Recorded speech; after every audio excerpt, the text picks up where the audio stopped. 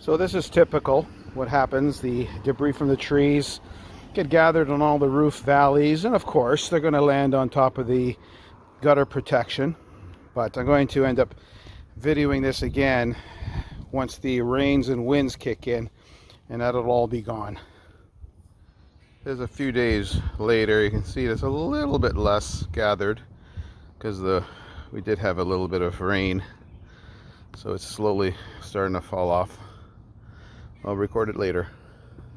Here's video number 3 that shows the valleys. They're totally empty now, and there's a big cluster of debris right at the bottom because there was a rain that occurred today. It was significant, washed all that off, and there's now even less debris on the top of the Diamondback. And as soon as there's a good wind and it's dry, it's going to start blowing away. We haven't had too much winds. It's just been hot, hazy, and humid. Well, today's a windier day, and as you can see, pretty much it's cleaned itself with the winds and rains and the sun. And there you have it. I've had these on for about 10 years.